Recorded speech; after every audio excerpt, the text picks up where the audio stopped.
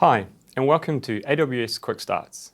My name is Jason Hunter, and I'm a solution architect here at Amazon Web Services, focusing on big data, analytics, and machine learning services. This particular session, getting started with machine learning on AWS, is intended as an introduction to what AWS has to offer in the area of machine learning and serve as a base platform to get you started quickly. By the end of this session, you'll be familiar with our application-level machine learning services and knowledgeable about the other services and frameworks we have for more complex and resource-intensive needs. As we go through the webinar today, if you have any questions about the content being discussed, please enter them through the Q&A window of the console at any time. We will have additional experts standing by to answer your questions. With that said, let's get started and get you across the AWS machine learning stack and talk a bit about the services and capability within each layer. So starting from the ground up, we have our foundation layer, which consists of frameworks and interfaces, which is targeted towards the expert machine learning practitioners. These are users who are familiar with the machine learning process and are already developing machine learning models using existing deep learning frameworks and toolsets. They will most likely be comfortable with managing their own infrastructure requirements, focusing directly on compute, memory, and storage needs. You will notice here that we support a large number of common machine learning frameworks. The field of AI and ML varies depending on your preference and domain of research. Some frameworks perform better than others, either by way of performance or language features. Now, regardless of a user's preference, we support a wide array of popular machine learning frameworks which can be created for you on demand to meet your resourcing needs. For customers that do not have these technical resources, or those that simply do not have the need to operate at this level but still want to enjoy the benefit of what machine learning offers, then we have our platform service layer. For instance, we have the service called Amazon Machine Learning, which makes it easy for developers of all skill levels to use machine learning technology. Our Amazon Machine Learning service provides visualization tools and wizards that guide you through the process of creating machine learning models without having to learn complex algorithms or handle any of the infrastructure management functions. AWS DeepLens is a fully programmable video camera that allows you to program and build against existing or new computer vision models. It's designed to help you enhance and extend your deep learning skills. It's a great device to build against, and you also get familiar with our IoT stack as well, extending your skill sets. Amazon Mechanical Turk is a marketplace that requires human intelligence. You'll find most customers will use this service to assist them in the process of building machine learning models by way of annotating sample datasets with observations from individuals, which will be used as inputs toward the machine learning model building process. Then we have Amazon SageMaker.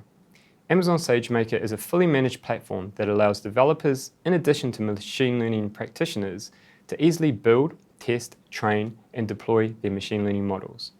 For developers, Amazon SageMaker provides a collection of pre-built algorithms which are already trained, but provide you with an additional level of configuration options. This allows you to customize a model to your own business needs. An example here would be to train a computer vision model to understand if an image or a vehicle for an insurance claim is considered repairable or not. For advanced users, SageMaker provides an all-in-one environment that makes it super easy to not only build, test, and train your models, but to act as a deployment endpoint to host your final machine learning models without having to worry about resource management and reliability needs. Finally, we have application services, which are targeted at developers and companies who want to add solution-oriented intelligence to their applications through an API call, rather than developing and training their own models. These services provide a quick and easy way to add machine learning capabilities to your own applications and services, and are the focus of today's webinar. First up, let's have a look at our computer vision model, Amazon Rekognition. With the Amazon Rekognition image service, you can call an API with a given image and receive a number of different results based on your request. With object and scene detection, you can identify what objects can be found in an image, such as a car or a person, or a swimming pool, just to name a few possibilities. Amazon Rekognition can also identify an image scene, such as whether an image appears to be that of a car park, or an outdoor scene, or a nature scene. Additional capabilities such as facial recognition and comparison provide the ability for you to create your own collection of faces, allowing you to identify a set of known users, which leads to a common use case around face-based user verification. Facial analysis allows you to extract demographic data such as age and gender, as well as sentiment analysis, with a number of additional features such as content moderation, celebrity identification, and the ability to identify text in images as further options of the service. Here we can see an example of the results for a specific call to Amazon Rekognition in regards to facial analysis. In calling the API, a user provides an image, such as the one shown on the screen, as well as the desired function. This initial call will synchronously return a JSON formatted response with the resulting label sets and confidence scores. This information can then be used in whatever manner you wish, such as storing it in a database system or as part of an ongoing workflow processing pipeline. The same fundamental approach is shared across all of the other application services to be discussed shortly. This simple approach allows builders like yourselves to easily incorporate machine learning intelligence into your applications, both existing and new. Now, in addition to still images, you can leverage Amazon Rekognition Video to obtain similar computer vision capabilities for your video assets. Features such as object and scene detection, facial analysis, and so on can be detected in the video you provide. But in addition, video offers additional context unavailable in images alone. For instance, in an image collection, we may have two images, where in the first image, a person is holding a ball, where the second image contains the same person without it. When we observe these images as frames in a sequence, we can now identify motion context, such as passing or kicking a ball, which is identified by Rekognition Video. Amazon Rekognition Video can also provide tracking to identify a path that a person has traveled throughout a video. All of these capabilities allow you to better capture information in your image and video-based content, information that would normally have been locked away and inaccessible within your stored media. Now let's have a look at Amazon Transcribe. Amazon Transcribe is our service that converts speech to text and is able to support a wide array of audio formats and audio quality, such as 8 kHz audio, which is typically used by call centers and older style mobile devices. Transcribe is directly integrated into our storage service, Amazon S3. So you can upload and reference files into S3 and it will transcribe them for you. As part of the output, Amazon Transcribe provides timestamps and confidence levels for every word extracted, so you can align text with media files, such as for syncing subtitles or for searching for particular words or phrases. Transcribe also produces output with estimated punctuation and grammatical formatting, so the text you get back is immediately usable, making it easy for the users to read the transcript. A common use case is to transcribe recordings from call centers as well as meeting minutes. Amazon Transcribe provides the ability to distinguish between multiple speakers, making it easy to provide context on who is taking part in the recording. This makes it easy to apply business rules, such as sentiment analysis against your customer's speech only, and in a near real-time manner. Finally, Transcribe allows you to provide your own custom vocabularies, allowing you to provide your own business lexicons and trademarks to the service. Additional examples of Amazon Transcribe output applies to subtitles for video-on-demand content, closed caption titles, and content metadata generation. Moving on to Amazon Translate. Amazon Translate is a service that allows you to perform real-time translation across 137 language pairs from a source of 13 supported languages, such as Chinese, French, German, Spanish, Italian, Portuguese, and English, to name a few, all powered by deep learning technologies that we use internally. Like all application services for machine learning, this can be used in real time as well as batch mode to translate large volumes of documents to produce localized translated content for your digital web assets. Amazon Translate is a super simple service to use, and in cases where the source language is not specified, such as for user-generated content like customer reviews, social media streams, Amazon Translate can automatically identify the languages with high accuracy and in real time, leaving you to only have to specify the destination translated language. Amazon Polly is a text-to-speech service that allows you to turn text into lifelike speech, enabling you to easily build speech-enabled applications. With Polly, you can generate audio outputs with low latency responses, enabling you to build real-time systems, while also enjoying the wide variety of language support, featuring over 52 lifelike voices across 27 languages, where more are being added all of the time. For offline or occasionally connected applications, Poly can be used to generate audio output files that you can store, replay, and distribute across your applications.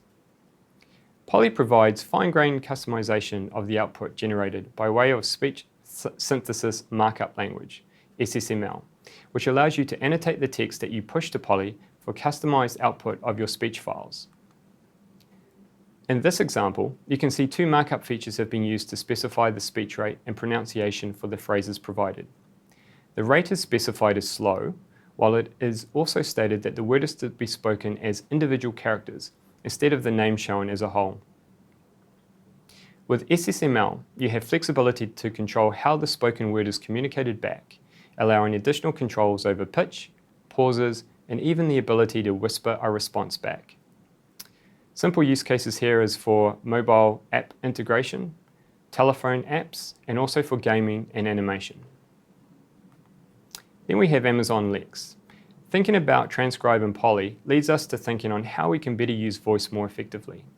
In other words, how to combine these services together and create a voice user interface. This is exactly what the Amazon Lex service does. Amazon Lex applies automatic speech recognition and natural language understanding to incoming messages to understand the intent of your user's request and map that to a code function. In this case, AWS Lambda, which will process the information and then form a response, which will be passed back to the user as either a text or voice response. With Lex, building chatbots is super easy to do. Within the AWS Management Console, we provide an integrated development environment that allows you to build and deploy a solution quickly. A couple of key concepts to understand is as follows. When building a chatbot, think of the goal or the intent of the user interaction. For instance, in this case, the user wants to book a hotel. And so with that in mind, you will then want to think of ways of how your users would want to naturally fulfill that request. What would be some of their asks?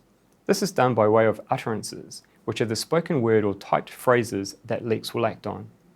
In this instance, you may create a collection of spoken phrases, such as, I want to book a hotel, or can I book a hotel please, or even, can you advise if you have any rooms free for the 30th of November? These utterances will train Amazon Lex to understand and recognize these phrases, allowing it to then respond and execute your business logic. You will notice that in one phrase I specified a date. Within your spoken or typed phrases, Lex can respond back asking for additional inputs, or these can be provided as part of the original request. These inputs are called slots and are effectively input variables that you require to fulfill the request. In this case, you would probably have defined slots to capture the date of the booking, the number of rooms and guests to accommodate, and finally, the hotel location to stay at and the duration to start the booking process.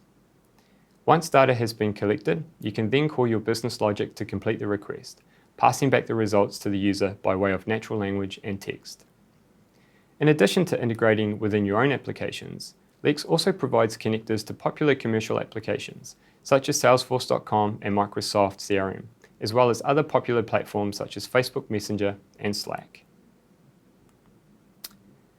Finally, we have Amazon Comprehend. Amazon Comprehend is a natural language processing service that uses machine learning to find insights and relationships in text. Amazon Comprehend identifies the language of the text, extracts key phrases, places, people, brands, or events, understands how positive or negative the text is, and can even automatically organize a collection of text files by topic. Customers are using Comprehend to build better search solutions, to look for trends in customer feedback, automate document-centric workflows, and organize information in a meaningful way. Looking at this example, using Comprehend, we are able to identify key entities, such as Amazon.com as an organization and Seattle as a location. Comprehend can also identify dates, persons, commercial items, events, quantities, and titles. Looking at key phrases, which is defined as a string containing a noun phrase that describes a particular thing, we've identified underlying topics, such as customers, blenders, and great prices. Based on the entirety of the text, Comprehend has been able to obtain that overall there is a positive sentiment as shown in the second sentence. Finally, the language of the text was detected as English.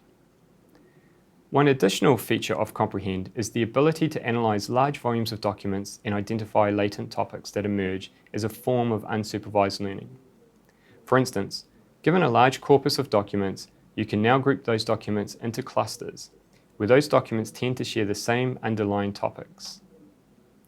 This can lead to better recommendations and search results, as it becomes easier to identify similar content based on topic interest and return those results to your users. Okay, now that we've covered the top-level application services which are available, let's run through a scenario that shows the integration of some of these services. In our example scenario, let's look at ways on how we could optimize a vehicle claims processing pipeline through the use of Comprehend for metadata generation, Amazon Rekognition for image analysis, and Amazon Lex as an interface for its customers to get a real-time view of their claim state. Okay, so let's get started with the demo. First up, we'll navigate to the AWS Management Console. If we scroll down to the machine learning section, we can see a list of the services that we've just been talking about. For the demo, the first one that we want to explore is Amazon Comprehend. When we navigate to the landing page, we can see that we are already provided with some sample text to give us an immediate view of what type of attributes we can get back from the service. For our demo, let's use some sample text for an insurance claim. I'll click Analyze. And immediately it will come back with some useful information. So we can see that Comprehend has picked up some categories around dates, locations of where the event occurred, and also some other categories such as organization and commercial items, which we can see here reference vehicle makes and models. If we have a look at key phrases, there's some additional metadata has been provided, such as the locations and surroundings, such as the car park, and the color of cars, such as a red Toyota Yaris. If we're interested in sentiment, you can see we can easily click up the top here to see what other values the service provides. Now, from a developer's point of view, it's really nice to know what payload can come back from the API call. So down at the bottom, you'll see there's a section here with a JSON response, and we can see the type of data that will be returned from the service. So this is really good because this provides us a lot of metadata that we can then augment with the initial insurance claim that we've got here. We can then pair this with the data, say within our database system, which will make this claim more easily accessible for searching. So what about images that our customers can upload? That's when we'd have a look at using something like Amazon Rekognition. So Amazon Rekognition is another service that is really easy to test, and we provide sample images for you. If you want to have a look, you can, on the left-hand side, you can see the sections that we can click into to get a feeling for the types of data that the service will return. Again, we can always explore and have a look at the responses that the service will send back to us. We're interested right now in the object and scene detection because we want to explore what data we can mine from the images that our customers will be providing us for an insurance claim. So I'm going to upload a mock image here. And immediately Amazon Rekognition will parse it and analyze it, passing back a collection of metadata attributes that will be of use to us.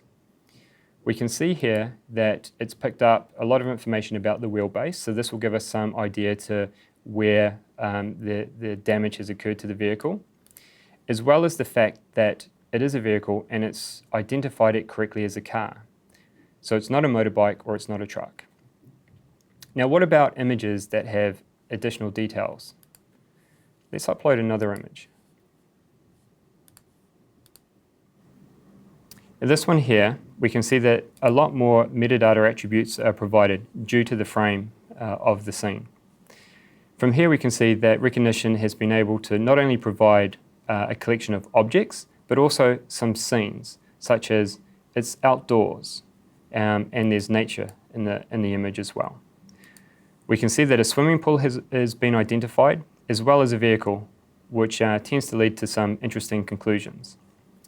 The one thing here, though, is that we're unable, at least automatically at this stage, to understand whether the vehicle is repairable or not. Now, to get to that level of customization, we would then have to look at using one of our services from the platform tier. In this case, it would be Amazon SageMaker. So Amazon SageMaker is our machine learning platform that allows you to build, test, train, and deploy your machine learning models all in one place. We provide a collection of examples of algorithms where you can start from. You can use them from all sorts of examples that we provide here. In this particular case, I'm interested in extending an existing computer vision algorithm, but to train it to understand my business rules. So in this case, to identify a vehicle which is considered repairable or one which is not. We have one algorithm here called image classification transfer learning, which is one such algorithm. If I want to explore what that looks like, I'll click the preview button. And this is when it will come up with that notebook. And a notebook is a web application that, as you can see, is an augmentation of text and narratives. It also has a concept of paragraphs, which is down here, which allows you to write code that you can run in line. The goal of today is not to go through the actual text or the code that we've got written here, but the one thing that I want to point out is that at this stage, we're not dealing with the algorithm. It's predominantly just configuration based. So for instance, this paragraph or code segment here is just about setting up permissions. As we scroll through here, you can see that we've got documentation that details every single step that we need to go through. Once we get near the end, we can see it's as simple as calling one simple line for SageMaker to actually build your machine learning model for you. And then we have another instance here where we say, I want SageMaker to deploy the model and host it for me. Now, I've already gone through this process. The one thing that I did have to specify for this algorithm was just my simple training set. So I provided images that represented vehicles that were repairable and ones that were not. I've already gone through this process and I've got this notebook here. And now I'm at the stage where I want to test out my model based off some images that we've received. So using the images that I've uploaded previously in Amazon Rekognition, I will load one of them here, and we'll see that the image will load shortly.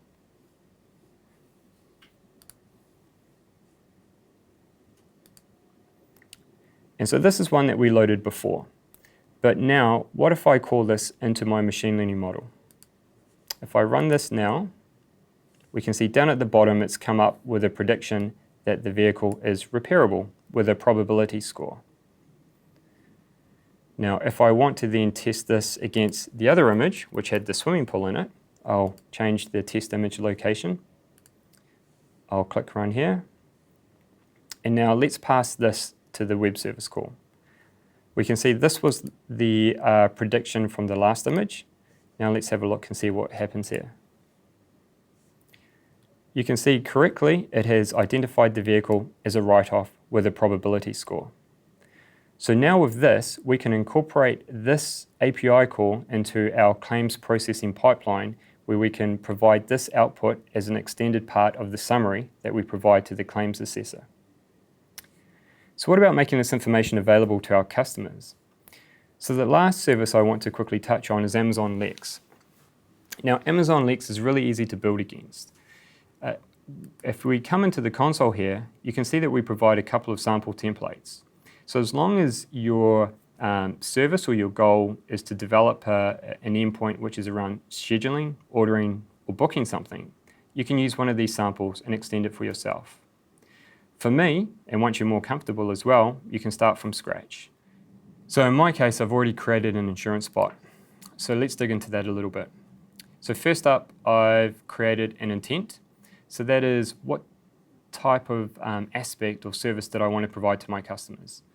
I want to allow them to be able to get details about the claim they've submitted.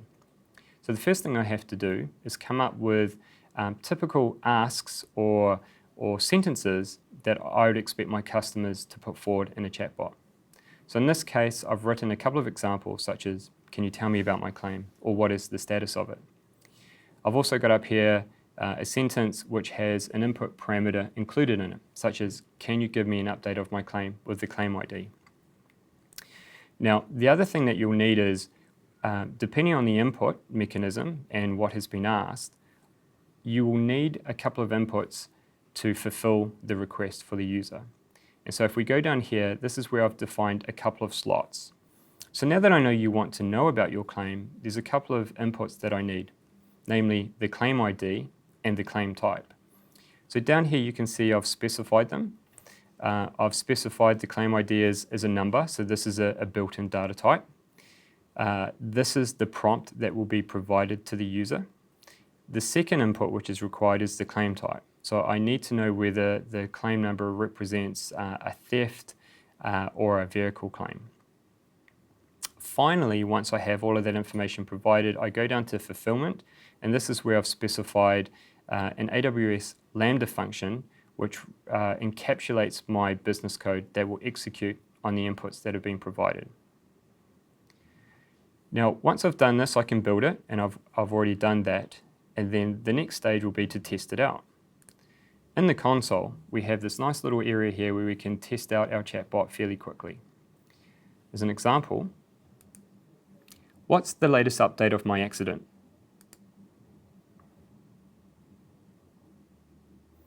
We can see that Lex will be processing that, and will then follow up with a request for further inputs.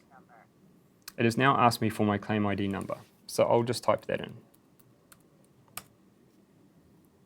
Now it's asking me for the type of claim. It is a vehicle claim. And Lex will come back and it has told me that the vehicle has been classified as a write-off. So I can get that immediate feedback not long after I have submitted my claim. So I'll take another input now, and let's run it against another claim ID. Oh, actually what I'll do is I'll use this one up here and show what happens when we incorporate an input variable as part of the ask. So I'll use my second claim ID number. And you can see now, because I'd specified that as part of the ask, Lex knows that the first slot or input variable has already been entered. So now it just knows that it needs to ask me for my claim type. So I'll put vehicle in there. And this one has come back and told me it is repairable.